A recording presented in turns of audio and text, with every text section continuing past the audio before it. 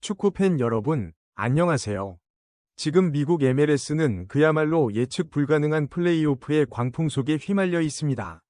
모두가 염원하는 손흥민 대 메시의 꿈의 결승대진. 하지만 그 꿈이 실현되기 전에 두 거성에게 놓인 난관은 상상 이상으로 험난합니다. 특히 우리의 자랑 손흥민 선수는 지옥의 원정에서 승부를 결정짓는 원정킬러 본능으로 리그 전체를 경악시키고 있습니다. LAFC의 10골 중 무려 9골이 원정에서 터져나온 믿기 힘든 기록. 이 미친 활약이 밴쿠버 원정에서 다시 한번 폭발해야만 합니다.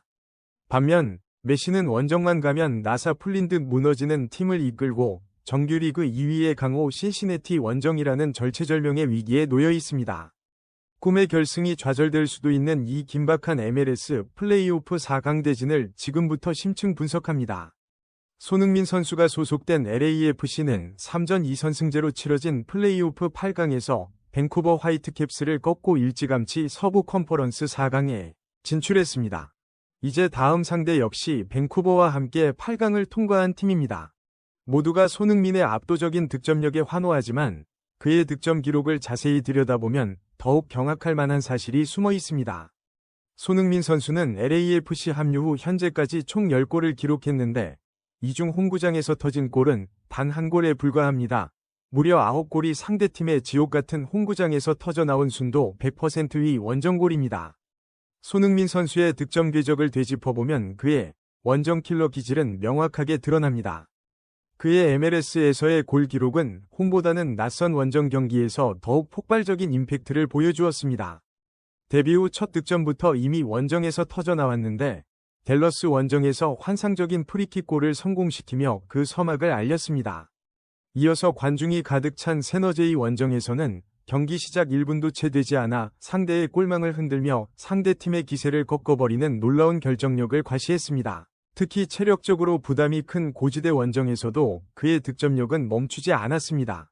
미네소타 원정에서 해트트릭을 기록했고 또 다른 고지인 콜로라도 원정에서도 한 골을 추가하며 극한의 환경에서도 강한 면모를 입증했습니다. 나아가 승부의 무게가 무거운 플레이오프 8강 2차전 원정 경기에서도 그는 흔들림 없이 환상적인 스텝 오버에 이은 왼발 득점을 성공시키며 팀의 승리를 이끌었습니다.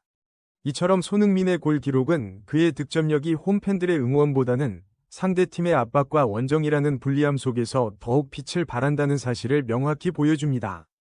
홈에서는 팀의 승리를 이끄는 활약은 했지만 골은 넣지 못했고 오히려 원정에서 승부를 결정짓는 킬러 본능을 폭발시킨 것입니다. 이제 LAFC 위 서부 컨퍼런스 준결승 상대는 밴쿠버 화이트캡스입니다. 앞서 8강에서 승리했지만 4강은 단판 승부로 치러집니다. 특히 밴쿠버는 서부지구 1위에 근접했을 정도로 만만치 않은 강팀이며 LAFC가 치러야 할 4강 경기는 밴쿠버의 홈구장인 BC 플레이스에서 열립니다. 5만 명 이상의 관중이 운집하는 밴쿠버 홈구장의 응원 열기는 아무리 손흥민 팬들이 많이 몰려도 일방적인 밴쿠버의 분위기로 확정될 수밖에 없습니다. 지옥의 원정 경기에서 LAFC가 살아남을 수 있는 유일한 희망은 단 하나, 바로 손흥민 선수의 원정 킬러 기록입니다. LAFC의 최종 목표는 MLS컵 우승이지만 그 첫 관문인 밴쿠버 원정에서 손흥민의 발끝에 모든 것이 달려 있습니다. 손흥민과 함께 MLS 흥행의 양대 산맥을 이루고 있는 리오넬 메시의 인터 마이애미 역시 플레이오프 4강에 진출했습니다. 마이애미는 8강 3차전 홈경기에서 샬럿을 4-0으로 완파하며 준결승에 올랐습니다. 메시는 전반에만 멀티골을 폭발시키고 후반에는 어시스트까지 추가하며 공격 포인트 3개를 기록하는 맹활약을 펼쳤습니다. 특히 스페인 라리가 셀타 비고에서 임대온 아르헨티나 국적의 윙어 아데가 후반에 2골을 넣으며 메시의 아르헨티나 인맥 2 홈경기에서 폭발적인 시너지를 냈습니다. 하지만 문제는 이제부터입니다. 인터 마이애미는 홈에서는 강력한 것이 분명하지만 원정 경기에서는 나사 빠진 모습이 습관처럼 나옵니다. 정규 시즌 원정 패배 기록을 보면 심각성이 드러납니다. 미네소타 원정 1-4 패배, 신시내티 원정 0-3 패배, 올랜도 원정 1-3 패배, 샬럿 원정 0-3 패배. 원정에서 패배했다 하면 최소 3골 이상을 허용하는 등 원정 경기만 했다 하면 수비가 상대팀 공격수들에게 살살 녹는 모습을 보였습니다. 정규 2위 강호 신시내티 원정, 탈락 가능성 매우 높음. 인터 마이애미가 동부 컨퍼런스 4강에서 만날 상대는 정규리그 2위를 차지한 강호 신시내티입니다. 플레이오프는 단판 승부이며 정규 시즌 순위가 높은 팀의 홈에서 치러집니다. 즉, 인터 마이애미는 신시내티 원정으로 4강전을 치러야 합니다. 문제는 인터 마이애미가 정규 시즌 때 신시내티 원정에서 0-3으로 완패를 당했다는 점입니다. 당시 메시는 물론 수아레즈까지 출전했음에도 불구하고 참패를 면치 못했습니다. 홈경기에서도 무득점을 기록했을 만큼 신시내티는 마이애미에게 천적과 다름없는 존재입니다.